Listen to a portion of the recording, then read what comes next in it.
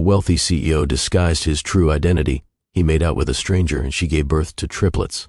I walked into that boardroom on the 42nd floor, my portfolio clutched against my chest, an apology already forming on my lips for being late. And then I looked up, and my entire world stopped spinning. He was sitting at the head of the conference table.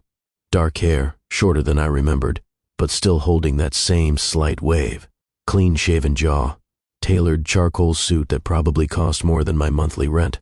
The unmistakable bearing of a man who commanded empires and expected obedience. But his eyes, those winter storm eyes, gray with silver flecks that seemed to shift in the light. I would recognize those eyes anywhere.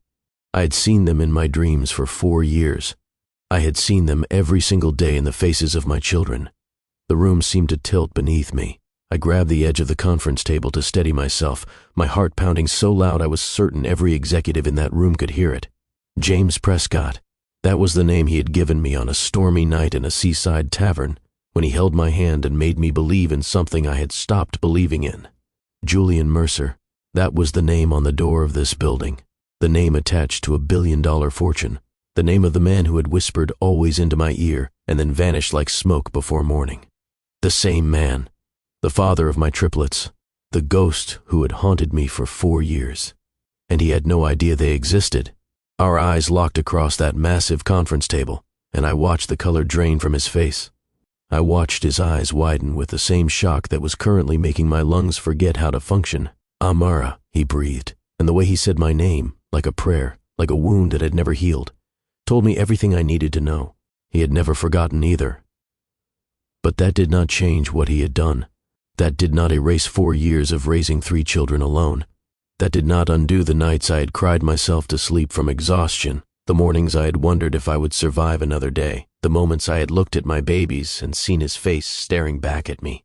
The room was full of people, executives in expensive suits, assistants clutching tablets, junior architects from my firm, watching this strange frozen moment with confused expressions.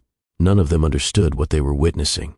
None of them knew that the successful architect standing in the doorway and the billionaire CEO sitting at the head of the table shared 3 children who were currently at preschool, learning their ABCs, completely unaware that their entire world was about to change. I forced myself to straighten. I forced my expression into something resembling professional neutrality. Whatever reckoning was coming, whatever conversation we needed to have, it could not happen here. Not in front of these people. Not like this. "Mr. Mercer," I said, and I was genuinely surprised by how steady my voice sounded. "I am Amara Lane, the lead architect on your hospital project. I apologize for my tardiness." Something flickered in his eyes. Admiration, perhaps, for my composure. Or maybe it was desperation. Maybe it was the same desperation I felt clawing at my chest, demanding answers to questions I had carried for 4 years. He rose slowly from his chair, and I noticed his hands were gripping the leather so hard his knuckles had turned white. "Miss Lane," he said, and his voice was controlled, but I could hear the tremor beneath the surface. "I have heard exceptional things about your work. Why do we not proceed with the presentation?" That was not a question. That was a lifeline he was throwing us both, a chance to pretend we were strangers, a few minutes to gather ourselves before the explosion that was inevitably coming. I took that lifeline. I walked to the front of the room. I opened my portfolio, and I began to present architectural designs while my mind screamed questions I could not ask. "Why did you leave? Did you know who I was all along? Do you have any idea what you abandoned? Do you know that I almost died giving birth to your children? Do you know that your son has your eyes and your daughter has your smile and your other son has your stubbornness? Do you know that I have spent 4 years building a life from ashes and you were never there to see any of it?" The presentation lasted an hour. It was the longest hour of my life. And when it was over, when the executives had gathered their materials and murmured their congratulations, when the room had emptied of everyone except the 2 of us, he finally spoke again. "Amara," he said, "please, let me explain." I looked at him then, really looked at him. I saw the changes 4 years had made. Fine lines at the corners of his eyes that had not been there before, a heaviness in his expression, a weight he carried that had nothing to do with business or money. He looked like a man who had been slowly drowning for a very long time. But I was not ready to hear his explanations. I was not ready to forgive him. I was not even sure I was ready to tell him the truth. "You have 1 hour," I said. Meet me on the rooftop terrace, and then you are going to tell me why the man who whispered always disappeared before dawn." I turned and walked out of that boardroom without looking back. But I could feel his eyes on me the entire way, and I knew with absolute certainty that both of our lives were about to change forever. Now, if you are already hooked, if you want to know what happens when these two finally confront each other, I need you to do something for me. Hit that subscribe button right now and turn on notifications. This story is about to take turns you will not see coming. And trust me, the ending will stay with you long after this video is over. But before we get to that rooftop confrontation, I need to take you back to where it all began. Back to a night when a storm changed everything. Let me tell you about the woman Amara Lane was before she met Julian Mercer. Before triplets and heartbreak and billion-dollar secrets. Because you cannot understand where this story is going until you understand where it started. My name is Amara Lane, and 6 months before that fateful storm, I was a woman who had it all figured out. At least, that is what I believed. I just graduated from one of the top architecture programs in the country. I had a position waiting for me at a prestigious firm. I had plans, ambitions, a future mapped out in blueprints and possibilities. I was going to design buildings that would stand for centuries. I was going to make my father proud. My father, Harrison Lane, the man who had built a small construction company from nothing, who had spent 30 years turning it into something respectable, something that bore our family name with honor. Or so I thought. The phone call came on a Tuesday afternoon. I was in the middle of a design meeting when my phone buzzed with a number I did not recognize. I almost ignored it. I wish I had ignored it. "Ms. Lane," the voice on the other end said, "this is Dr. Patterson at Mercy General Hospital. I am sorry to inform you that your father has been admitted following a cardiac event. You should come as quickly as you can." I do not remember leaving the meeting. I do not remember the cab ride to the hospital. I only remember bursting through those emergency room doors and seeing my father lying on a stretcher, pale as the sheets beneath him, tubes running from his arms to machines that beeped with mechanical indifference. "Daddy," I whispered, grabbing his hand. "Daddy, I am here." His eyes fluttered open, tired, scared, and something else I did not recognize at the time, but would come to understand later. Guilt. "Amara," he rasped. "My beautiful girl. I am so sorry." "Sorry for what?" I asked, tears streaming down my face. "Sorry for scaring me? You are going to be fine. The doctors are going to fix you up, and you are going to be fine." But he shook his head. His grip on my hand tightened with what little strength he had left. "The company," he said. "I made mistakes, bad investments, borrowed money I should not have borrowed. I thought I could fix it. I thought I had more time." I did not understand what he was saying. "Not really. Not yet." "What are you talking about?" I asked. "Dad, you need to rest. We can talk about this later." But there was no later. Harrison Lane died at 4:47 that afternoon. Massive heart attack. The doctor said he had probably been feeling symptoms for weeks but had ignored them. They said stress was likely a contributing factor. Stress from the secrets he had been keeping. Stress from the lies he had been living. Stress from the empire he had built on a foundation of sand, knowing it was all about to collapse. I buried my father on a rainy Thursday. 17 people attended the funeral. Most of them were creditors waiting to pick the bones clean before his body was even cold in the ground. The next 3 months were a nightmare I could not wake from.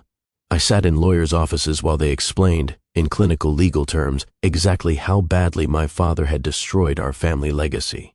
He had taken out loans against the company. He had borrowed from private investors with interest rates that should have been criminal.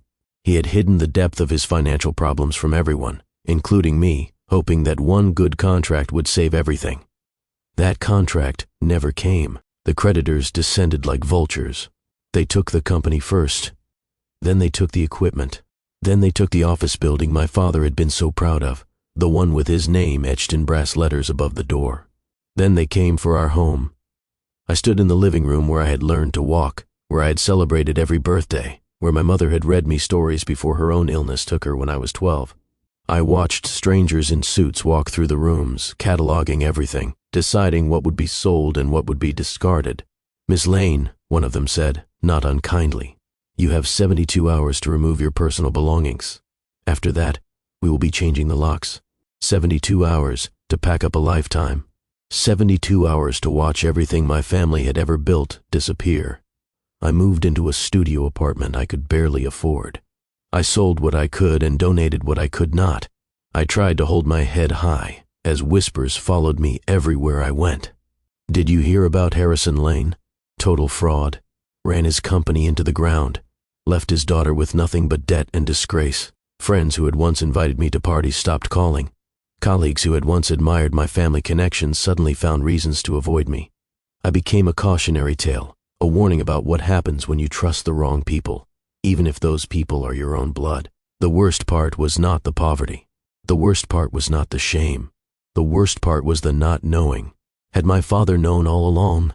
Had he lied to me deliberately, letting me believe in a future that could never exist? Or had he been just as trapped as I was, drowning in problems he did not know how to solve, too proud or too scared to ask for help? I would never get answers to those questions. My father had taken them to his grave, leaving me to wonder forever what had been real and what had been smoke and mirrors. 6 months after his death, I had reached the end of my rope. I had a job, barely. Entry-level work at a small architectural firm that paid just enough to cover rent if I skipped meals twice a week. I had no savings, no prospects, no hope. I needed to escape. I needed to breathe. I needed to go somewhere no one knew my name or my shame. So I packed a single bag and drove toward the coast, toward a small town I had visited once as a child, a place my mother had loved before her illness made travel impossible. Whitmore Bay. I did not know what I was looking for. Closure, maybe. Perspective. Some sign that my life was worth continuing even when everything I had believed in had been stripped away. I did not know that I was driving toward the night that would change everything. The storm rolled in just as I crossed the town limits. I had never seen anything like it. Lightning split the sky in jagged white lines, illuminating the churning ocean for brief, violent seconds before plunging everything back into darkness. Rain lashed my windshield so hard the wipers could barely keep up. Thunder cracked overhead with a force that shook my little car down to its frame. I should have been terrified. Instead, I felt something almost like relief. The chaos outside matched the chaos inside me. There was a strange comfort in watching nature tear itself apart, knowing that I was not the only thing in this world falling to pieces. I found the Sea Glass Inn through sheer luck, a small bed and breakfast with a flickering neon sign that was somehow still visible through the downpour. The owner, a weathered woman named Gladys, took one look at my drowned rat appearance and handed me a key without asking questions. "Room 12, she said. "Towels are in the bathroom. If you need anything, do not need it before morning." I thanked her and stumbled up the stairs to a modest room with faded floral curtains and a view of the churning ocean. Should have collapsed into bed. I should have slept for 12 hours straight. Instead, I found myself standing at the window, watching the storm rage, feeling more alone than I had ever felt in my life. I could not stay in that room. The walls felt like they were closing in, the silence pressing against my ears like a physical weight. I needed noise. I needed people. I needed to be anywhere but trapped with my own thoughts. So I grabbed my jacket and went out into the storm. The Lighthouse Tavern was the only establishment still open. A weathered building that looked like it had been standing against the elements for 100 years, its windows glowing with warm yellow light that cut through the darkness like a beacon. I pushed through the heavy wooden door and stepped into a different world. The tavern smelled of old wood and salt and something sweet I could not quite identify. A fire crackled in a massive stone hearth at one end of the room. Fishing nets and maritime memorabilia covered the walls. Behind the bar stood Margot, the owner, a woman in her 60s with silver hair and sharp eyes that seemed to see right through you. "Well, well," she said as I dripped my way toward the bar. "Another lost soul seeking shelter from the storm. Take a seat, honey. I will get you something warm." She brought me tea without asking what I wanted. I wrapped my frozen fingers around the mug and found a corner booth where I could watch the storm through the salt-stained windows without anyone bothering me. I sat there for hours, thinking, grieving, trying to figure out how to rebuild a life that had been so thoroughly demolished. I was so lost in my own misery that I almost did not notice when the door swung open again. Almost. He came in with the storm at his back, rain streaming from his dark hair, water dripping from a worn leather jacket that looked like it had seen better decades. He was tall, broad-shouldered, with a face that seemed carved from something ancient and beautiful. High cheekbones, strong jaw shadowed with stubble, and eyes, gray eyes with silver flecks that seemed to shift in the dim light, like the sky just before a storm breaks or just after it passes. He caught me staring. Instead of looking away, instead of ignoring me the way any sane person would ignore a stranger in a small-town tavern, he offered a small, apologetic smile that made something flutter unexpectedly in my chest. "Sorry," he said, his voice a deep, warm baritone that somehow cut through the sound of rain pounding against the windows. "Did not mean to look like a drowned ghost walking in here." Margot waved him toward the bar with a cluck of disapproval. "Sit yourself down before you catch your death. I will get you something warm." He shook his head, droplets flying from his hair like diamonds catching the firelight. "Just coffee, if you have it. Black. At this hour, you will never sleep." "That is rather the point," he murmured, and something in his voice, a weariness that echoed my own, made me look at him more closely. He must have felt my gaze because he turned, and our eyes met across the dim, wood-paneled room. For a long moment, neither of us looked away. There was no pretense in his expression, no practiced charm. Just raw, unguarded exhaustion and something that looked remarkably like recognition, as if he had been searching for something he did not know he needed and had somehow found it in a stranger's face. "Mind if I sit?" he asked, gesturing toward the empty seat across from me. I had been driving for hours and could use some company that is not my own thoughts. Every instinct told me to say no. I was a woman alone in an unfamiliar town, and he was a stranger who had emerged from the storm like something out of a Gothic novel. Everything I had ever been taught about self-preservation screamed that this was a bad idea, but there was something about him, something genuine beneath the careful neutrality of his expression, something wounded and hopeful and desperately lonely that called to the wounded, hopeless, lonely parts of myself. "The seat is free," I said. He slid into the booth across from me, and Margot brought his coffee along with a fresh cup of tea for me, having apparently decided we both needed looking after. "I am James," he said, wrapping his long fingers around the mug. "James Prescott." "Amara," I replied. "That is a beautiful name." He smiled, and it transformed his face, softening the hard lines, making him look younger and somehow more real. "It means eternal in Sanskrit, does it not?" I blinked, surprised. Most people do not know that. I spent some time traveling when I was younger. He shrugged, but there was something guarded in the gesture, as if even this small personal detail was more than he usually shared. Picked up random facts like souvenirs. "So, Amara," he said, and I liked the way my name sounded in his voice. "What brings someone like you to a place like this on a night like this?" I should have deflected. I should have given some polished answer about needing a vacation or wanting to see the coast. I should have protected myself the way I had learned to protect myself over the past 6 months. Instead, the truth came spilling out before I could stop it. Running away, I admitted. Or maybe running toward something. I have not figured out which yet. His gray eyes studied me with an intensity that made me feel seen in a way I had not experienced in years. "I understand that feeling better than you know," he said, and somehow I believed him. We talked for hours. The storm raged on outside, lightning flashing, thunder rolling, rain hammering against the windows with relentless fury. But inside that small tavern, time seemed to suspend itself. The fire crackled.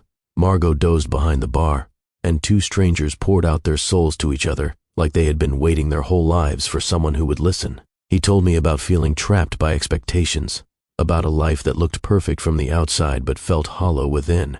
He spoke in vague terms, never mentioning specifics, no company, names, no titles, no details that would identify him. But the pain in his voice was unmistakable. "Everyone has a plan for my life," he said, staring into his coffee like it held answers he had been searching for. "They have had plans since before I was born. Who the first would become, what I would accomplish, who the first would marry. I never got to choose any of it. I have spent my entire life performing a role someone else wrote for me." "What about what you want?" I asked. He laughed, but there was no humor in it. "What I want does not matter. It never has. I am just a piece on a board, being moved by hands I cannot see toward an endgame I did not choose." I told him about my father, about the betrayal of discovering his lies, about the shame of losing everything while the whole world watched and whispered, about my fear that I would never be more than the daughter of a failed man, doomed to spend my life cleaning up messes I did not make. He listened without judgment. He did not offer empty platitudes or unsolicited advice. He did not try to fix me or minimize my pain. He simply listened with those storm-gray eyes, giving me his full attention like my words were the most important thing in the universe. When I finally ran out of words, when the tears I had been fighting all night finally spilled over, he reached across the table and took my hand. "You are not defined by your father's choices," he said quietly. "You are not the sum of his debts or his failures. You are the sum of your own courage, and it takes tremendous courage to keep going when everything falls apart." Something broke open inside me then. All the grief and fear I had been carrying, all the shame and anger and loneliness, it all came pouring out in silent tears that I could not stop. He did not look away. He did not seem uncomfortable. He did not drop my hand or make excuses to leave. He simply held on while I wept, his thumb tracing gentle circles on my skin, his presence a steady anchor in the storm of my emotions. "I am sorry," I finally managed, wiping my eyes with my free hand. "I do not usually fall apart on strangers." He smiled, and there was something so warm and genuine in that smile that my heart actually ached. "I do not think we are strangers anymore," he said, "and there is nothing to apologize for. Sometimes falling apart is the first step toward putting ourselves back together." I looked at him, really looked at him, and I saw not just a handsome face but a kindred spirit. Someone who understood what it felt like to be trapped by circumstances beyond your control. Someone who knew the weight of expectations and the loneliness of pretending to be something you are not. "Who are you really?" I whispered. His expression flickered, just for a moment. Something passed through his eyes that I could not quite read. Conflict, maybe, or longing, or fear. "Tonight," he said finally, "I am just James, a man who walked out of a storm and found something unexpected." "What did you find?" "You," he said simply. "I found you." I do not know how long we sat there after that, hands intertwined across the table, the storm gentling outside as if even nature knew something significant was happening in that small tavern. When Margot finally announced she was closing up, I realized with a start that it was nearly 3 a.m. The rain had slowed to a gentle patter. The thunder had faded to distant rumbles. The world outside the windows was dark and quiet, washed clean by the storm. "Where are you staying?" James asked as we stood outside under the tavern's small awning, the Sea Glass Inn. "It is just down the street. I will walk you." We walked in comfortable silence, his shoulder nearly brushing mine, the wet pavement gleaming under streetlights that had just flickered back on. The air smelled of rain and salt and possibility. At the inn's door, I turned to face him, suddenly reluctant for the night to end. "Thank you," I said. "For listening, for everything." He looked at me then with an expression I still cannot fully describe, something between longing and resignation, as if he were memorizing my face for reasons he could not explain. "Amara," he said softly, "I have not felt this peaceful in longer than I can remember. I do not know who moved first. Perhaps we moved together, drawn by some invisible gravity, two lonely souls finding each other in the aftermath of a storm. But suddenly his lips were on mine, and the kiss was everything a first kiss should be. Tender and hungry, desperate and gentle, a question and an answer all at once. We stumbled through the inn's front door, past a sleeping Gladys at the front desk, up the creaking stairs to room 12. We shed clothes and inhibitions with equal abandon, two people so starved for connection that we could not bear to be apart for even a moment. That night, in a stranger's arms, I felt more alive than I had in years. He touched me like I was precious, like every inch of my skin was worthy of worship. He whispered things I had never heard before, sweet words and tender promises that made my heart soar even as my body trembled. And when we finally lay tangled together, breathless and spent, he pulled me close and pressed his lips to my forehead. "Stay," I whispered into the darkness. "Always," he murmured back. I believed him. God help me. I believed him completely. I fell asleep in his arms, feeling safer than I had felt since before my father's death, believing that maybe, just maybe, the universe had finally decided to give me something good. I was wrong. When I woke with the morning light streaming through the salt-stained windows, he was gone. I reached out instinctively, my hand searching for the warmth that should have been beside me. But the sheets were cold. The pillow beside mine still held the indent of his head, but James himself had vanished. I sat up quickly, my heart already racing. Maybe he had gone to get coffee. Maybe he was in the bathroom. Maybe there was a perfectly reasonable explanation for why the man who had whispered always was not here. "James," I called out. The bathroom door was open. The room was empty. I threw off the covers and began searching. There had to be a note, some explanation, some sign that last night had been real and not just some fever dream brought on by exhaustion and grief. Nothing. I checked the nightstand. I checked the desk. I checked every surface in that small room. I even checked my phone, hoping for a message, a text, anything. Nothing. I threw on clothes and rushed downstairs, nearly colliding with Gladys, who was just setting out a continental breakfast. "The man," I said breathlessly. "The man who came in with me last night. Did you see him leave?" Gladys gave me a look that was half pity, half knowing. "Dark hair? Tall? Left about 2 hours ago. Did not say a word. Just walked out the front door and disappeared. Did he leave anything? A message? A number?" "Nothing, honey." She shook her head slowly. "I am sorry." I ran to the Lighthouse Tavern. Margot was just opening up for the morning, sweeping rain debris from the front steps. "The man from last night," I said, not caring how desperate I sounded. "James. Do you know his last name? Where he was staying? How I can reach him?" Margot leaned on her broom, studying me with those sharp old eyes. "He paid in cash. Did not give a last name. Did not mention where he was from or where he was going. Kept to himself until you two started talking. But he must have said something. Anything. Nothing useful, honey. I am sorry. He was just a stranger passing through." She paused. "They usually are. I spent 3 days searching for him. I checked every hotel and bed and breakfast in Whitmore Bay. I walked up and down the main street, hoping to catch a glimpse of that dark hair, those gray eyes. I even filed a report with the local police, though they looked at me with barely concealed pity. 'Ma'am,' the officer said gently, 'we cannot file a missing person report on someone who left voluntarily. Based on what you have told us, this man simply did not want to be found.' 'But he said always,' I whispered, knowing how pathetic I sounded. 'He said always.' The officer's expression softened. 'Sometimes people say things they do not mean. I am sorry.' Eventually, I ran out of excuses to stay in Whitmore Bay. I packed my single bag and drove back to the city, back to my empty apartment and my dead-end job and my life that felt even more hollow than it had before, because now I knew what it felt like to be held by someone who truly saw me. Now I knew what it felt like to believe, even for a few hours, that I was not alone. Now I knew what I was missing. And the not knowing, the endless questions that would never be answered, that was worse than anything. Why had he left? Had I done something wrong? Said something wrong? Had the magic of the storm faded with the morning light, revealing me as not worth staying for? Or had he simply gotten what he wanted and moved on, leaving me behind like every other person who had ever claimed to care about me? I threw myself into work. I stopped thinking about gray eyes and tender promises. I built walls around my heart so high and so thick that no one would ever get through again. I told myself I was over it. I told myself it did not matter. I told myself that one night with a stranger was not worth grieving. I was lying to myself. And 6 weeks later, I discovered exactly how much that one night was going to cost me. I noticed something was wrong before I was willing to admit it. The exhaustion I blamed on stress. The nausea I blamed on the cheap food I had been eating to save money. The mood swings I blamed on grief that never quite seemed to fade. But when I missed my period for the second month in a row, I could not ignore the truth anymore.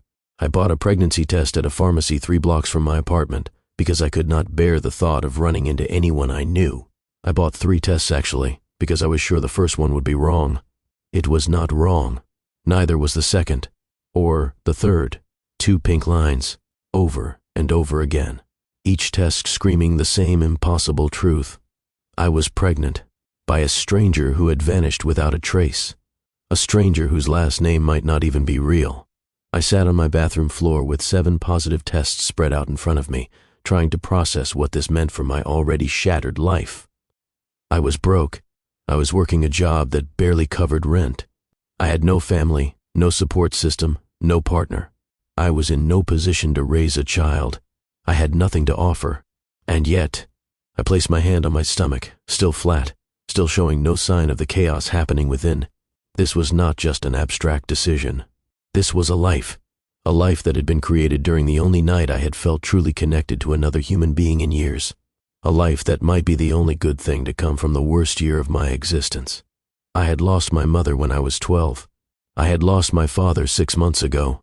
I had lost my home, my savings, my future, my faith in people. But maybe, just maybe, I did not have to lose this too. I made an appointment with a doctor the next day. A free clinic because that was all I could afford. I sat in the waiting room surrounded by other women in various stages of pregnancy, most of them with partners holding their hands, and I tried not to think about how alone I was. "Ms. Lane," the nurse called. "The doctor will see you now."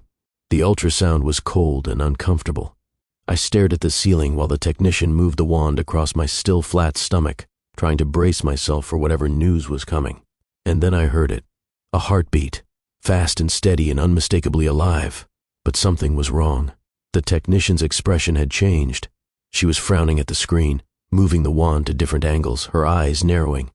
"Is something wrong?" I asked, my voice tight with fear. "Is the baby okay?" "Babies," she corrected slowly. "Plural." I felt the blood drain from my face. "What?" She turned the screen toward me, pointing at the image that looked like nothing but gray static to my untrained eye. "Here," she said, "and here, and here. 3 heartbeats. Ms. Lane, you are carrying triplets." The room started spinning. 3. Not 1 baby, but 3. 3 tiny lives growing inside me, demanding to be fed and housed and loved when I could barely take care of myself. The doctor came in shortly after, a kind-faced woman in her 50s who reviewed my file and then looked at me with an expression I had seen too many times since my father's death. "Pity. Ms. Lane," she said gently, "I have to be honest with you.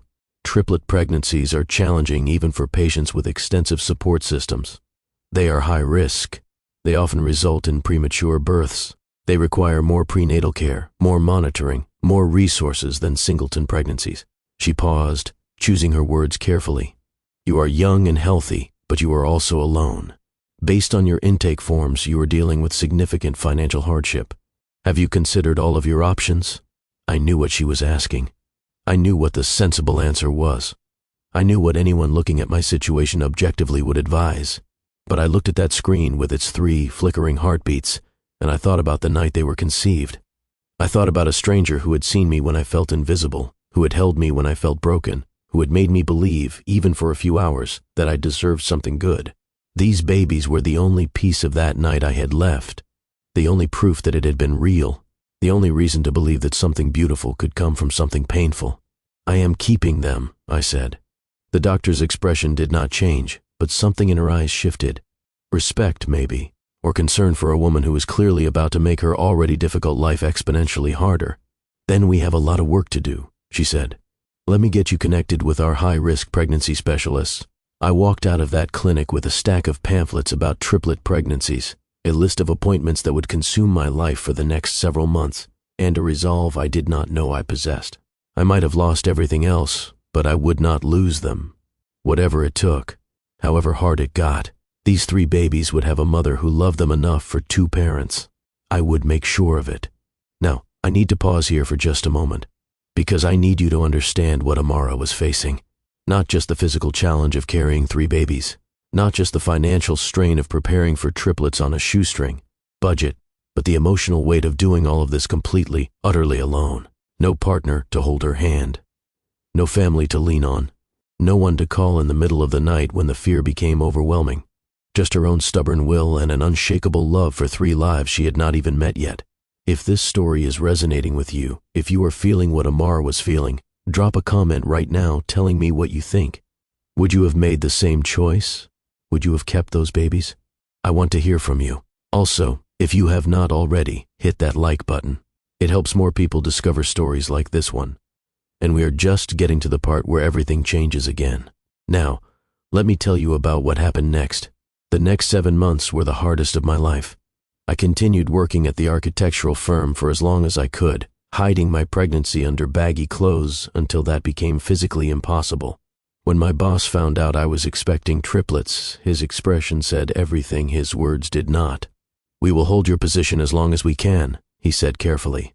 "But you understand that triplets require a significant maternity leave, and we are a small firm. We cannot guarantee anything." I understood. I understood perfectly. I was becoming a liability, and liabilities got cut. I started taking freelance work on the side.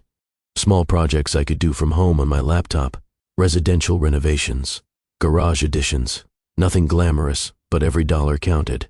I moved to a slightly larger apartment. Still modest, still in a neighborhood that made my old friends uncomfortable, but it had 2 bedrooms instead of 1. Enough space for 3 cribs, if I got creative with the layout. I attended every prenatal appointment alone. I took buses because I could not afford Uber. I sat in waiting rooms surrounded by couples holding hands and making plans, and I learned to smile and pretend I did not feel the ache of loneliness. The pregnancy was difficult. Triplets are always difficult, but mine seemed determined to test every limit. Morning sickness that lasted all day, swollen ankles that made walking painful, weight gain that put pressure on my spine until some days I could barely move. But the worst part was not the physical discomfort. The worst part was the night. Every night, I would lie in bed with my hands on my growing belly, feeling those 3 tiny lives move inside me. And I would talk to them. "I am sorry," I would whisper in the darkness. "I am sorry I cannot give you a father. I am sorry I cannot give you the life you deserve. I am sorry I am doing this alone. But I promise you," I would continue, my voice fierce even as tears streamed down my face, "I promise I will love you enough for 2 people. I will work hard enough for 2 people. I will be enough. I have to be enough, because you are all I have left." And they would kick against my palms, those 3 little fighters, as if they were trying to tell me they understood, as if they were trying to tell me we would be okay. The birth happened at 34 weeks. Too early, but triplets rarely make it to full term. I went into labor on a Tuesday afternoon. I was home alone, because I was always alone, when the first contraction hit. It felt like someone had reached inside me and squeezed with a fist made of fire. I called an ambulance myself because I had no one else to call. I rode to the hospital clutching the hand of a paramedic named Maria, who kept telling me to breathe. "Just breathe. You are doing great." The delivery room was chaos. Doctors and nurses rushing in and out, machines beeping, voices calling out medical terms I did not understand. And through it all, the crushing, burning, tearing pain of 3 babies fighting their way into the world. "Baby A is crowning," someone shouted. "Push, Ms. Lane. Push." I pushed. I pushed until I thought I would split in 2. I pushed until I had nothing left. And then I heard it. A cry. High and thin and furious. "It is a boy," the doctor announced. "Healthy. Good lungs." They placed him on my chest for just a moment, a tiny red-faced creature who looked nothing like me and everything like the man who had left. Then they whisked him away, because there were 2 more coming. Baby B, another boy, smaller than his brother, but strong. He came out fighting, fists clenched like he was ready to take on the world. Baby C, a girl. But something was wrong. The cord was wrapped around her neck. The doctor's voice changed, becoming sharp and urgent. "She is in distress. Get the crash cart ready. Ms. Lane, I need you to push one more time as hard as you can." I pushed with everything I had left, which was not much. I pushed with muscles that were already spent and a body that was already failing. I pushed for my daughter, for the little girl I had not even met yet, who was fighting for her life before she had even taken her first breath. And then, silence. No cry, no sound, just silence and the frantic movements of the medical team. "Why is she not crying?" I gasped. "Why is my baby not crying?" Someone was pressing on my stomach, trying to stop bleeding I had not even noticed. Someone else was calling for more units of blood. The room was spinning, darkening at the edges. And then finally, a sound, a cry, weak, but there. My daughter, my Aurora, announcing her arrival to a world that had tried to take her before she even had a chance. But I could not celebrate. Something was wrong with me too. The machines were screaming. Voices were shouting. Someone was pressing hard on my chest. "We are losing her. Starting compressions. Get the crash team in here now." The last thing I saw before everything went black was my 3 babies, lined up in incubators across the room, their tiny fists waving. The last thing I heard was someone counting. 1, 2, 3, 4, 5. The last thing I thought was please, please let me live. They need me. They need their mother. Please. And then, nothing. I died on that table for 47 seconds. The doctors told me afterward. 47 seconds of flat line. 47 seconds of nothing. 47 seconds where my children almost became orphans before they were even an hour old. They brought me back, defibrillators and adrenaline, and a team of people who refused to let me go. When I opened my eyes again, 12 hours had passed and my body felt like it had been run over by a truck. But I was alive, and so were they. I reached out with trembling fingers and touched each of their hands through the plastic of their incubators. So small, so fragile, so perfectly, impossibly mine. Orion, I whispered to the first, for the storms of the sky that had brought his father to me. Caspian, I whispered to the second, for the waves of the sea that had crashed against the shore that fateful night. Aurora, I whispered to the third, for the light that comes after darkness, the dawn that follows the longest night. They were my reason for everything now, and I would spend the rest of my life making sure they knew how loved they were. The first year of their lives nearly killed me. Not literally, though there were moments when I was so exhausted I genuinely feared I would collapse and not get up again. But the relentless, grinding exhaustion of caring for 3 infants alone was unlike anything I had ever experienced. Feeding schedules that meant I never slept more than 2 hours at a stretch. Diaper changes that seemed to happen every 15 minutes. 3 babies crying at once, each one needing something different, and only 2 hands to provide it. I learned to function on no sleep.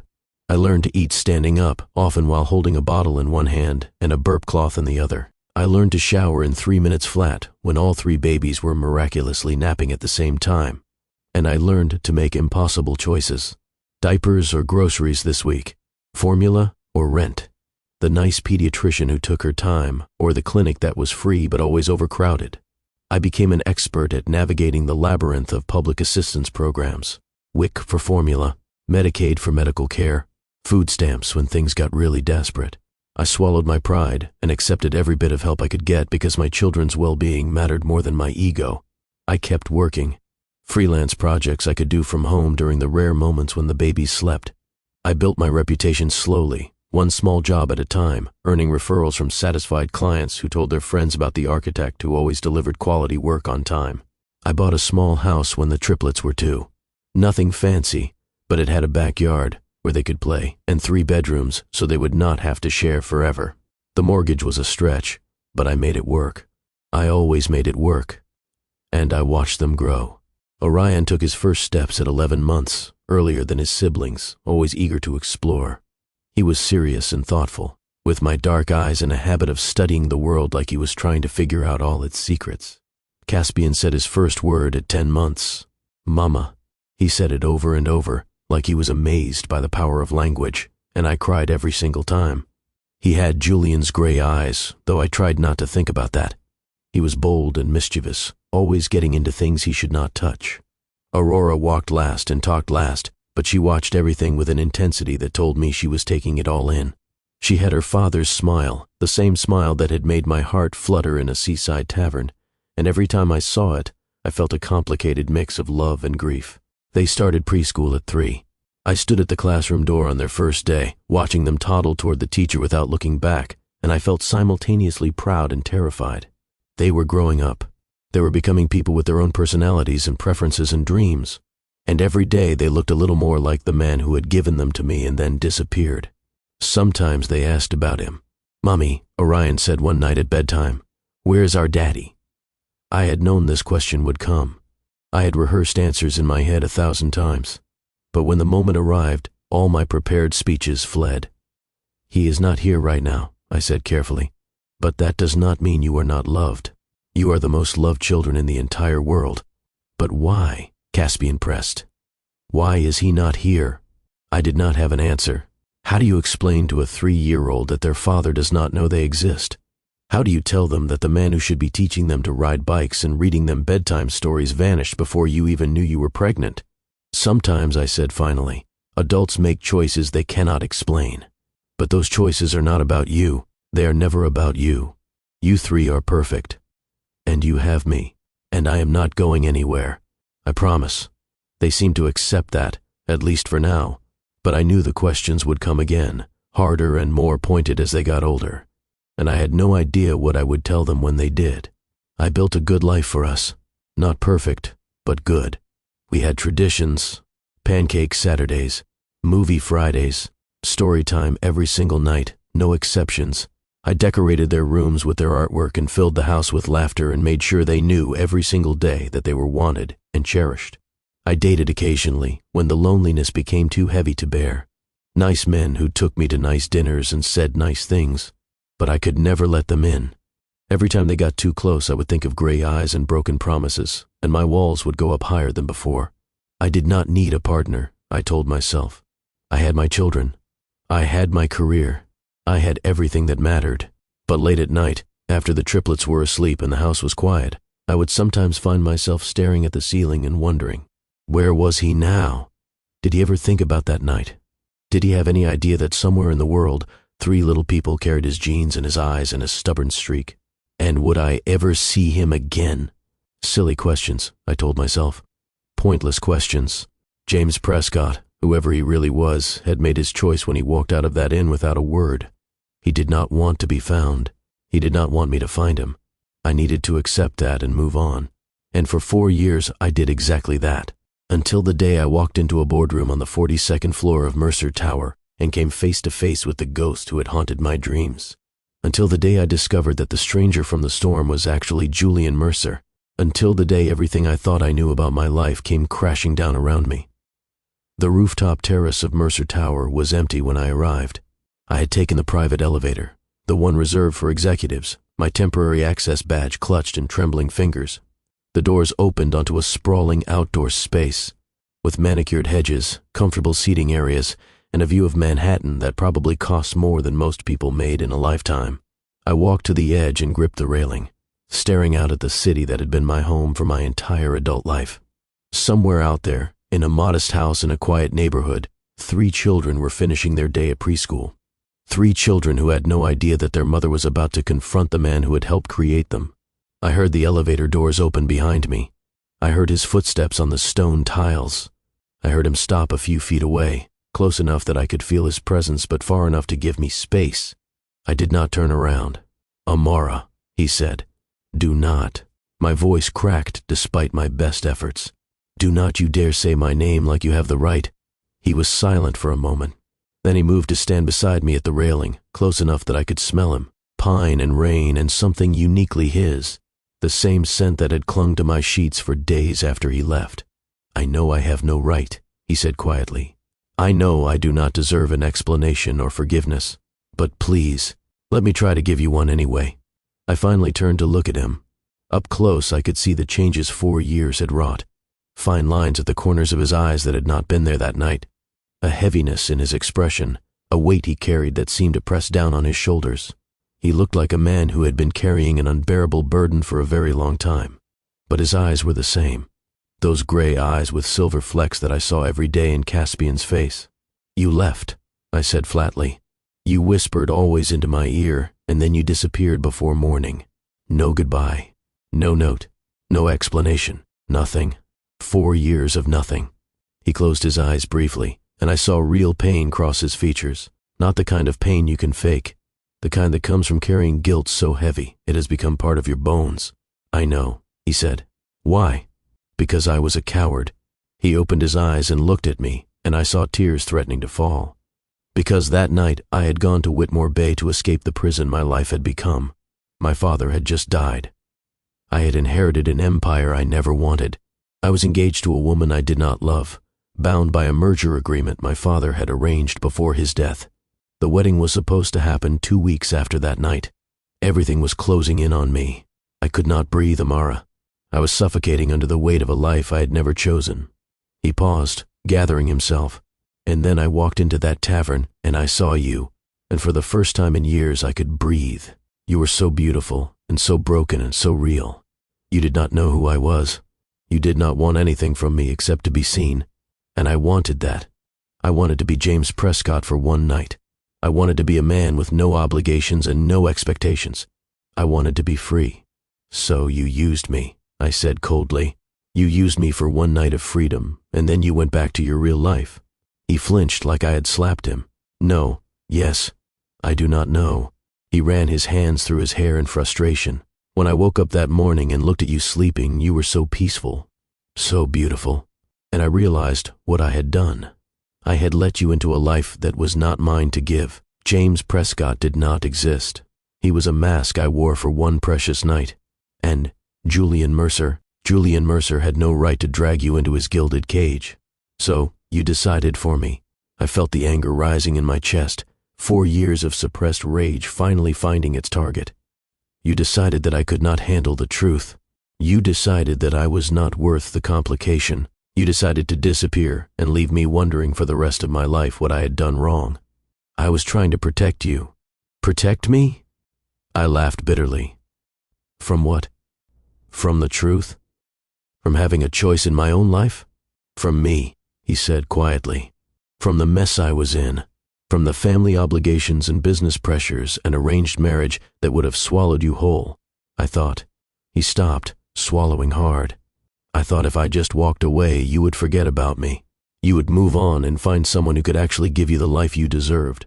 Someone free, someone whole, someone who was not trapped in a cage of his own making. And did you? I asked. Did you marry her? The woman you did not love? No. He shook his head. I could not. After that night with you, I could not go through with it.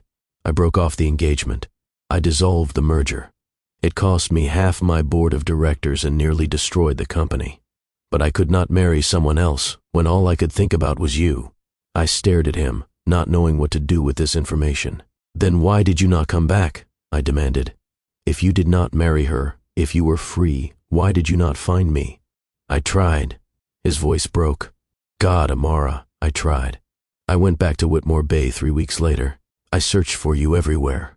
I bribed Gladys at the inn for your information. She said you had checked out days earlier. No forwarding address, no phone number. Just a woman named Amara who had appeared during a storm and vanished after it passed. I thought about that time. I had left Whitmore Bay in a haze of grief and confusion, wanting nothing more than to put that town and its memories behind me. You could have found me, I said, but my voice had lost some of its edge. You are a billionaire. You have resources. You could have hired investigators. I did, he admitted. But do you know how many women named Amara there are in this country? And I did not even know if Amara was your real name. For all I knew, you had been as guarded with me as I had been with you. I processed this. He had tried to find me. He had looked. But we had both been hiding behind half-truths and first names, two strangers who shared everything in one night and nothing in the morning. That does not excuse what you did, I said finally. Walking out without a word. Letting me wake up alone, letting me spend years wondering if I was not good enough, not interesting enough, not worth staying for. I know. He turned to face me fully, and I saw the tears were falling now, tracking down his cheeks. I know it does not excuse anything. There is no excuse for what I did to you. I was a coward. I was selfish. I was so trapped in my own problems that I did not consider how my leaving would affect you. He reached out, not quite touching me, his hand hovering in the space between us. I have spent 4 years regretting that night, not the night itself, never the night itself, but the morning, the choice I made, the way I left. I have played it over in my head 1,000 times, imagining what would have happened if I had stayed, if I had told you the truth, if I had asked you to wait for me while I sorted out the mess of my life. And now, he continued, his voice rough, I find you here, in my building, working on my project, looking at me with 4 years of deserved hatred in your eyes, and I do not know what to do. I do not know how to make this right. I do not know if it is even possible. I stood there, the Manhattan skyline sprawling behind me, the weight of 4 years pressing down on my shoulders. Part of me wanted to scream at him. Part of me wanted to hit him. Part of me wanted to cry. But there was something I needed to tell him first. Something that would change everything. There is something you need to know, I said, and my voice came out steadier than I expected. Something I should have been able to tell you 4 years ago. If you had stayed. He went very still. What is it? I took a deep breath. I thought about the 3 children waiting for me at home. I thought about Orion's serious eyes and Caspian's mischievous grin and Aurora's gentle smile. I thought about all the nights I had held them alone, all the questions I could not answer, all the moments he had missed. He deserved to know. Whatever came next, whatever happened between us, he deserved to know. That night, I said, I got pregnant. The words hung in the air like a thunderclap. I watched his face as the meaning sank in. Shock first, then disbelief, then a dawning devastating understanding. "Pregnant," he repeated, his voice barely above a whisper. "Triplets, 2 boys and a girl. They are 3.5 years old now. Their names are Orion, Caspian, and Aurora." He staggered backward, catching himself on the terrace railing. His breathing had become ragged, and when he looked at me, there were fresh tears streaming down his face. "I have children," he whispered. "We have children." "I have children," I corrected quietly. "I raised them alone. I held them when they were sick. I sat with them through fevers and nightmares and first days of preschool. I taught them to walk and talk and read. I worked 3 jobs to keep a roof over their heads. I almost died giving birth to them." My voice hardened. "You had nothing to do with it. You were not there for any of it. You do not get to claim them just because you share DNA." He flinched like every word was a blow, and maybe they were. Maybe I wanted them to be. "I did not know," he said brokenly. "Amara, I swear to you, I did not know. If I had known, what would you have done? Come back? Played house with a woman you barely knew because obligation demanded it?" "Yes," the word came out fierce, immediate. "Yes, I would have come back. I would have been there for every single moment. I would have held your hand through the birth and paced the floor during sleepless nights and changed diapers and read bedtime stories. I would have done everything. Everything. Easy to say now," I shot back. "Easy to claim you would have stepped up when you never had to." He straightened, and something shifted in his expression. The devastation was still there, but now there was something else. Determination. Resolve. "You are right," he said. "I can say whatever I want about what I would have done, but words mean nothing. Actions mean everything. So let me show you." "Show me what?" "Let me meet them." His voice shook with desperation. "Let me try to be even a fraction of what they deserve. I know I have no right to ask. I know I do not deserve another chance. But please, Amara, they are my children, and I have already missed 3.5 years. Please do not make me miss any more." I looked at him for a long moment. I thought about all the reasons I should say no. The betrayal, the abandonment, the years of struggling alone while he lived in luxury, completely unaware of the consequences of our night together. But I also thought about my children, about the questions they were already starting to ask, about the father-shaped hole in their lives that I could not fill no matter how hard I tried. They deserved to know where they came from. They deserved to make their own choices about this man who had helped create them. "One chance," I said finally. "You get one chance to prove you can be the father they deserve. If you hurt them, if you disappoint them, if you make promises you cannot keep, I will destroy you. Billionaire or not, I will burn your world to the ground." A shaky laugh escaped him. "I would expect nothing less. This is not a game, Julian. These are my children, the only good things in my life. If you are in completely.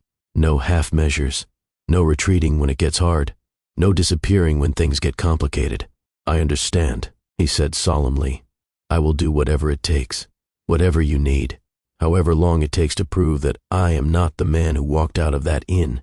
I am not going anywhere, not ever again." "We will see," I said. "We will see." I turned and walked toward the elevator, leaving him standing on that rooftop with his tears and his regret and his promises.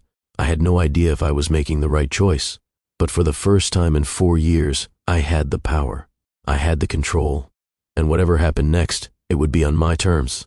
The first meeting happened on a Saturday. I had spent the entire week second-guessing my decision. I had called my lawyer to make sure I understood my custody rights. I had talked to a therapist friend who specialized in family dynamics. I had prepared myself for every possible outcome, from Julian failing spectacularly to Julian sweeping in with expensive gifts and trying to buy the children's affection. What I had not prepared for was the man who showed up at my door. He was wearing jeans and a simple button-down shirt, no expensive suit, no flashy watch, no signs of the billionaire he was, except for the nervous energy radiating off him like heat. "I thought about bringing something," he said, holding up empty hands. But I did not know what. What do 3-year-olds like? I looked it up online and got 17 different answers. Some articles said toys. Some said educational materials. Some said do not bring anything because it looks like you are trying too hard. "You are rambling," I observed. "I know. I am terrified." "Good," I said, and stepped aside to let him in. The sounds of my children playing drifted from the living room. Orion was building something with blocks. Caspian was making truck noises with his favorite fire engine. Aurora was quietly looking at a picture book, studying each page with the intensity of a scholar. Julian stopped in the doorway, frozen. "They are beautiful," he whispered, and his voice cracked on the last word. "Amara, they are so beautiful." "I know," I said. He looked at me, and I saw tears threatening again. "They look like you." "They look like both of us," I corrected. "Caspian has your eyes. Aurora has your smile." He swallowed hard, trying to compose himself. "Do they know?" he asked quietly. "Do they know who I am?" I told them, "You are a friend of mine, a friend who wanted to meet them." I thought it would be too confusing to explain the truth right away. "That is wise," he agreed. "Thank you. For this. For giving me a chance. For letting me."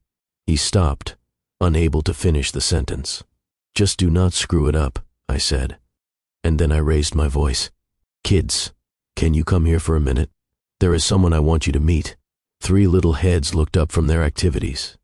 3 pairs of eyes studied the stranger standing in their living room. 3 expressions showed varying degrees of curiosity and caution. "Kids," I said, "this is Julian. He is a friend of mine." Orion, my serious one, spoke first. "You are tall." Julian blinked, then let out a surprised laugh. "Yes, I suppose I am." "Are you taller than a giraffe?" Caspian asked, abandoning his fire truck to get a closer look. "No." Julian smiled. "But I have seen a giraffe. They are much taller than me."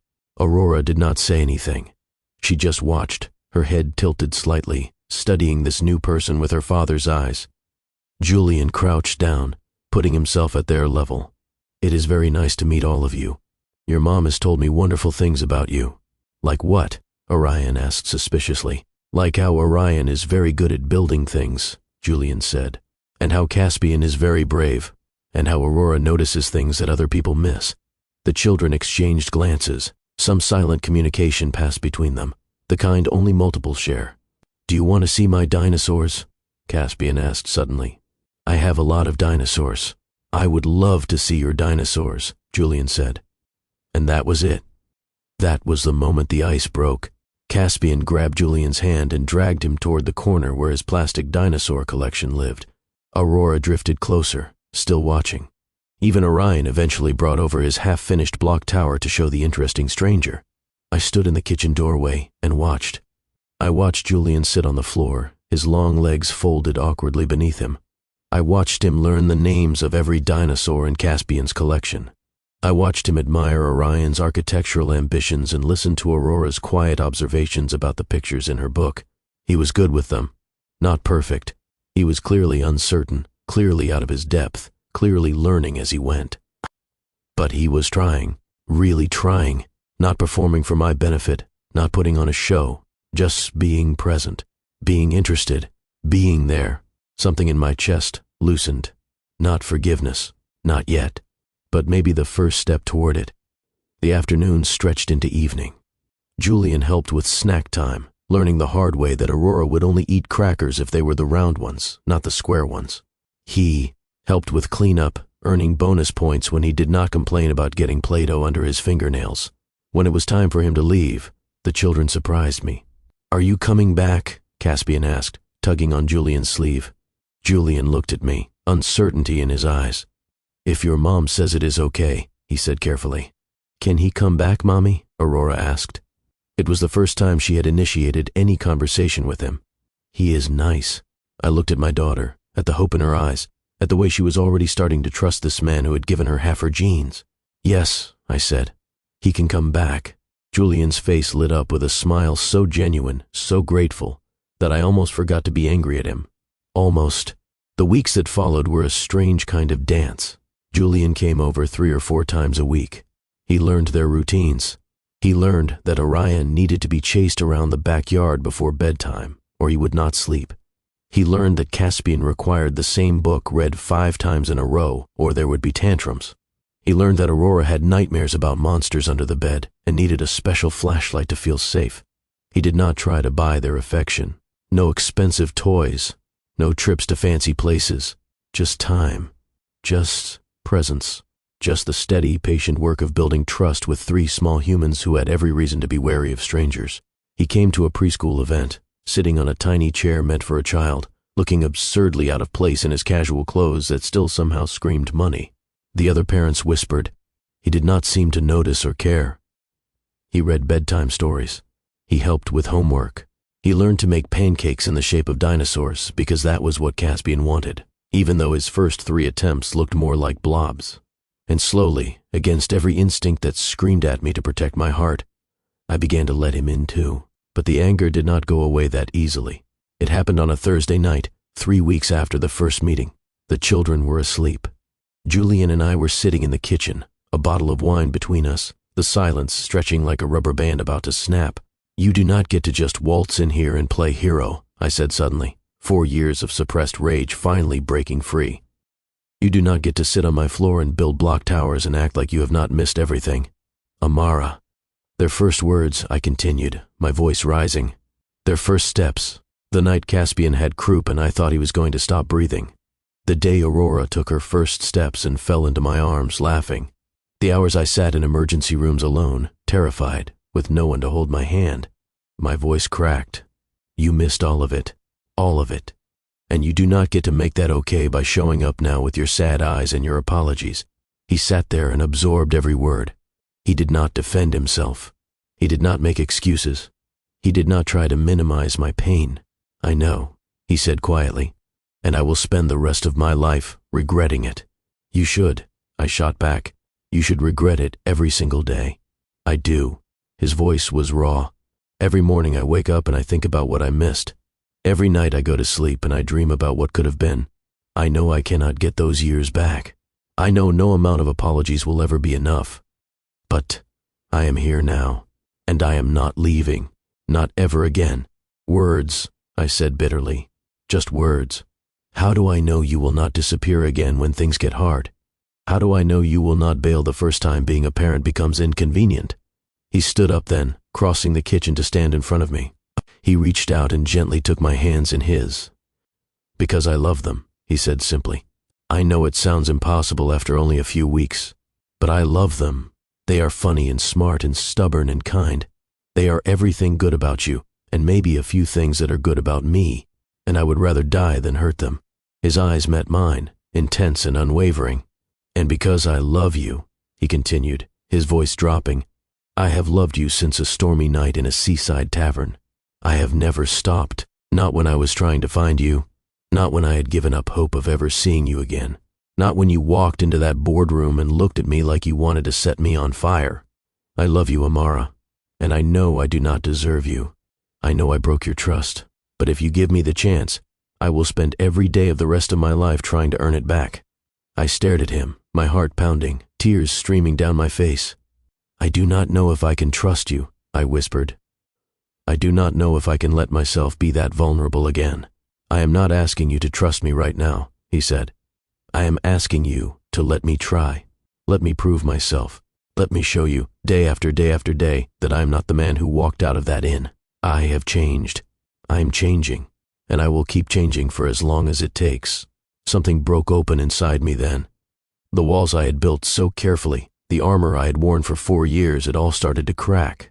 I did not forgive him that night. Forgiveness is not something that happens in a single moment. It is a process, a journey, a series of small choices made over time. But I let him hold me while I cried. I let myself lean into his arms for the first time since that night in Whitmore Bay. I let myself remember what it felt like to not be alone. And that was enough. For now, that was enough. Now, I need to pause here because something is about to happen that will change everything. If you are feeling this story, if Amara's journey is resonating with you, I need you to do something. Drop a comment right now telling me what you would do in her situation. Would you forgive Julian? Would you let him into your life after everything he did? I want to hear your thoughts. And if you have not already, make sure you are subscribed and you have that notification bell turned on. Because the ending of this story is coming, and trust me, you do not want to miss it. Now let me tell you what happened next. The question came when I least expected it. It was a sunny afternoon, 3 months after Julian had come back into our lives. We were in the backyard, Julian helping Aurora plant flowers, while Caspian dug holes he was not supposed to dig, and Orion read a book under the big oak tree. I was watching from the kitchen window, a cup of coffee in my hand, marveling at how natural this scene had become. How right it felt to see him there, covered in dirt, laughing at something Caspian had said. And then Aurora looked up at him with those serious gray eyes, and she asked the question I had been dreading and hoping for in equal measure. "Julian," she said, her small voice barely above a whisper, "are you our daddy?"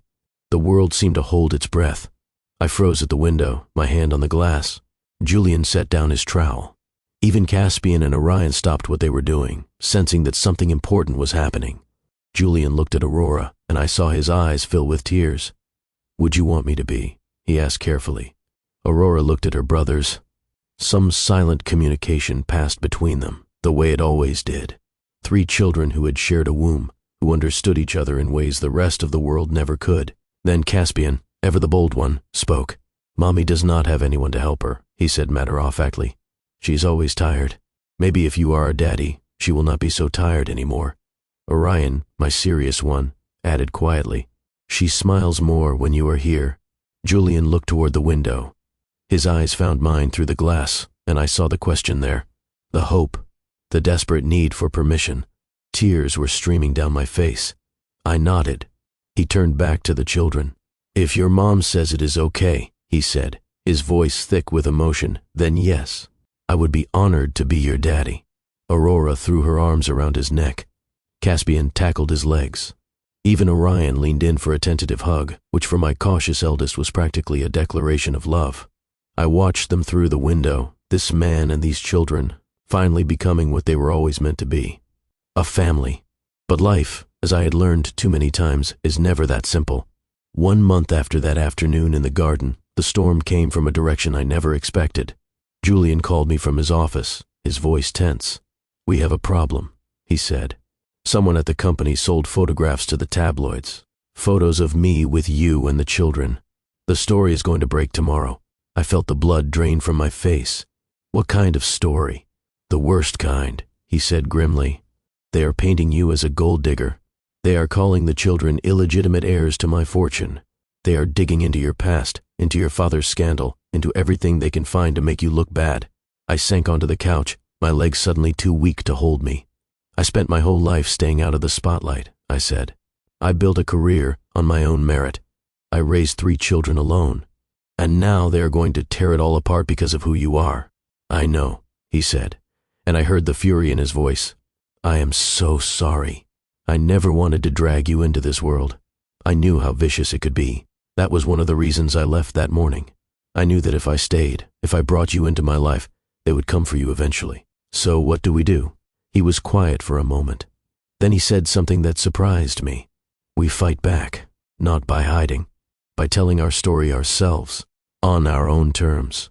"What do you mean?" "A press conference," he said. "Tomorrow morning, before the tabloids can control the narrative. We stand together and we tell the truth. About that night, about the years apart, about finding each other again. We let them see who we really are." I thought about it. The idea of standing in front of cameras, of exposing my life to the scrutiny of strangers, made me physically ill. But hiding had never worked. People would believe whatever story was told first, and I would rather that story came from us. "Okay," I said, "let us do it." The press conference was held in the main auditorium of Mercer Tower. Cameras everywhere, reporters shouting questions before we even reached the podium. The flash of photography like lightning, triggering memories of another storm, another night, another version of ourselves. Julian took my hand as we walked in. I was wearing a red dress, the same color I had worn to that fateful boardroom meeting. It felt like armor. It felt like strength. We sat at a table covered in microphones. Julian leaned forward and began to speak.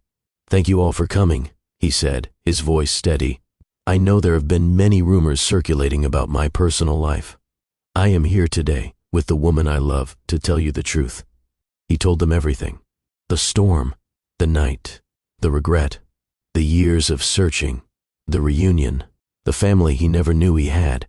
"I spent years building an empire," Julian said, "but I was too much of a coward to fight for the woman I loved. I disappeared because I was afraid of who I really was, and in doing so, I missed the birth of my children. I missed their first steps. I missed their first words.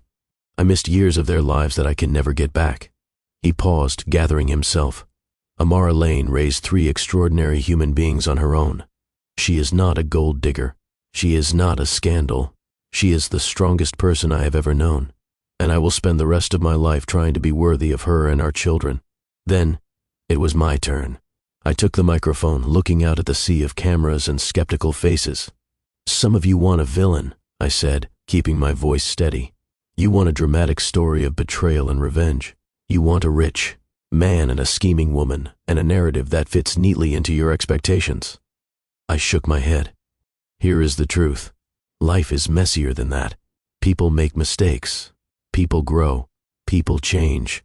And sometimes the bravest thing you can do is give someone a second chance, not because they deserve it, but because you deserve to let go of the anger. I looked at Julian, sitting beside me with tears in his eyes. This man left me alone and pregnant 4 years ago. He did not know, but that does not erase the pain. It does not undo the struggle. It does not give me back those years. I turned back to the cameras. But here is what I have learned. Holding on to resentment does not punish the person who hurt you. It only poisons your own heart. I chose to forgive Julian, not because what he did was acceptable, but because I wanted to be free. I wanted my children to know their father. I wanted to build a future instead of being trapped by the past. The questions that followed were brutal, but we answered them together, united, unshakable. And by the time we walked out of that auditorium, the narrative had shifted. The tabloids still ran their stories, but the tide of public opinion turned in our favor. People saw not a scandal, but a love story. Not a gold digger, but a survivor. Not a careless billionaire, but a man trying to make things right. We had won. 1 year after that press conference, Julian took me to dinner at a quiet restaurant overlooking the Hudson River. The children were with a trusted babysitter, a rare evening for just the 2 of us. The restaurant was nearly empty. Julian had rented out the entire place. Candles flickered on every table. The city lights sparkled through floor-to-ceiling windows like 1,000 tiny stars. "You are up to something," I said, eyeing him suspiciously. He smiled, that same smile I had first seen in a seaside tavern, the one that had made my heart flutter even when I did not want it to. "Maybe," he admitted. After dessert, he reached into his pocket and slid a small velvet box across the table. My breath caught in my throat. "Before you open it," he said, his voice nervous, "I need to tell you something." I waited. "My mother was a heart surgeon," he said, "before she passed away when I was 15. She used to say that the heart is the only organ that can break without bleeding, heal without scars, and love without limits." He reached out and took my hand. "I have spent my whole life studying business and strategy, numbers and projections and market analysis, but the one heart I have never been able to understand is yours. You are the most complex, beautiful, infuriating puzzle I have ever encountered, and I do not want to stop trying to figure you out, ever." He nodded toward the box. "Open it." I opened it with trembling fingers. Inside was not a diamond ring, as I had expected. It was a crystal heart, intricately detailed, catching the candlelight and throwing tiny rainbows across the white tablecloth. "This represents everything I feel for you," Julian said. "Transparent, unconditional, constant. I know you have been hurt. I know your heart needed time to heal. But I am asking you now, Amara, will you let me be the one who protects that heart for the rest of our lives?" He pulled out a second box. This one held a ring. Simple, elegant, set with 3 small stones. Sapphire, emerald, ruby, the colors of our children's birthstones. "Marry me," he said. "Not because I can give you wealth or status. Marry me because I have loved you since a stormy night 5 years ago, and I have never stopped. Marry me, and let me spend every day proving that I am worthy of you. Let me be a husband to you and a father to our children. Let me be yours. Forever." I looked at the crystal heart. I looked at the ring. I looked at the man sitting across from me, tears streaming down his cheeks, his heart laid bare on that restaurant table. I thought about everything we had been through. The storm, the abandonment, the years of struggle, the anger and the forgiveness, and the slow, painful process of learning to trust again. But I also thought about the laughter, the way he looked at our children, the way he held me at night like I was something precious. The way he had fought for us, day after day after day, never asking for more than I was ready to give. "Yes," I whispered. "Yes, I will marry you." He came around the table and pulled me into his arms. We kissed there, in that empty restaurant, with the city glittering below us and our whole future stretching ahead. And I finally understood what my mother used to tell me in the years before her illness took her. Sometimes the storms that break us are also the storms that bring us home. The wedding was small and perfect. We held it in the garden of the children's house, my house, our house, the place where we had built our family, one difficult, beautiful day at a time. Only close friends and family attended. No press, no spectacle, just the people who mattered. The triplets served as ring bearers and flower girl. Orion, serious as always, carried the rings on a velvet pillow with the concentration of a surgeon performing delicate work. Caspian scattered flower petals with wild abandon, throwing them in the air like confetti. Aurora walked carefully between them, making sure neither of her brothers caused too much chaos. Julian and I stood under an arch covered in white roses, promising to love and honor and cherish. But the vows that mattered most were the ones we made to our children. "We promise to be there for you," Julian said, crouching down to look them in the eyes. "For every skinned knee and broken heart, for every triumph and every failure, we promise to love you unconditionally, to support your dreams, to let you make your own mistakes and be there to help you learn from them. We promise to be a family," I added, my voice thick with tears. "Not a perfect family, no one is perfect, but a real family. One that fights and makes up, one that laughs and cries together, one that sticks together no matter what." The children rushed into our arms, a tangle of small bodies and joyful shrieks.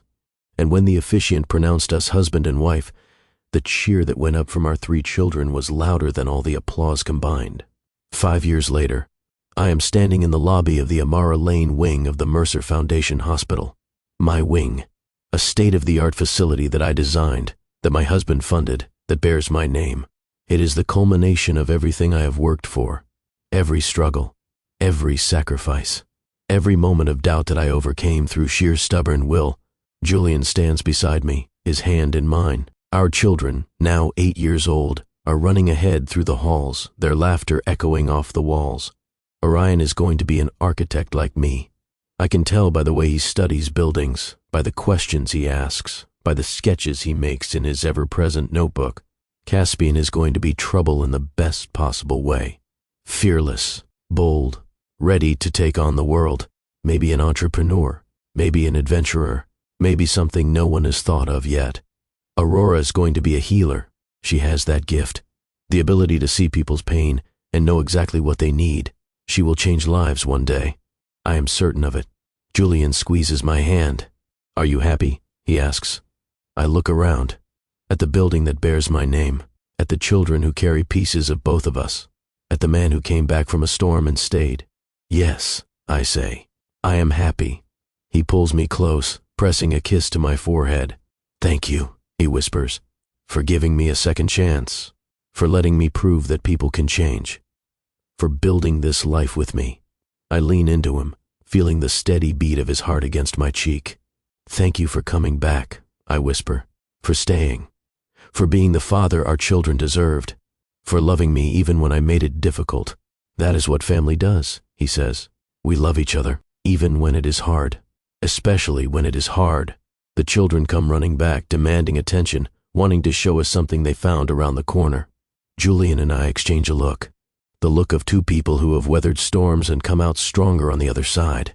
Then we follow our children into the future we built together. If there is one thing I hope you take from this story, it is this: your past does not define your future. Your mistakes do not determine your worth, and it is never too late to become the person you were meant to be. Amara could have spent her life in bitterness and resentment. She could have refused to let Julian into her children's lives. She could have protected her heart so fiercely that no one ever got through again. But she chose differently. She chose forgiveness, not because Julian deserved it, but because she deserved to be free. She chose love, not blind love that ignores red flags, but mature love that sees people clearly and chooses them anyway. She chose hope, the belief that people can change, that second chances are possible, that the best chapters of our lives might still be ahead of us. And Julian. He could have hidden behind his money and his power. He could have let his lawyers handle everything. He could have been a checkbook father instead of a real one. But he chose differently too. He chose to show up, day after day, to earn trust instead of demanding it, to prove through actions, not words, that he was worthy of the family he had accidentally created. They built something beautiful together, not because it was easy, but because they were willing to do the hard work, the uncomfortable conversations, the tearful fights, the slow, patient process of learning to trust again. That is the real love story, not the lightning bolt of that first night, not the grand gestures or the press conferences or the billion-dollar wing. The real love story is in the ordinary moments, the bedtime stories and the burned pancakes and the arguments about who forgot to take out the trash. The real love story is too, people choosing each other again and again, even when it would be easier to walk away. So wherever you are right now, whatever storm you are facing, I want you to remember this. Some storms destroy us, but some storms bring us exactly where we need to be. Thank you for listening to this story. If it touched your heart, if it made you think, if it reminded you that love and redemption are possible, I need you to do something for me. Hit that like button. Share this video with someone who needs to hear it. Drop a comment telling me what this story meant to you. And if you are new to this channel, welcome to Millionaire Love Stories with Mr. Shawn. We tell stories about love, about second chances, about the messy, beautiful journey of becoming who we are meant to be. Subscribe and hit that notification bell so you never miss an upload. Until next time, remember this: every storm eventually passes, and sometimes, if you are brave enough to walk through it, you find exactly what you have been looking for on the other side. I will see you in the next story.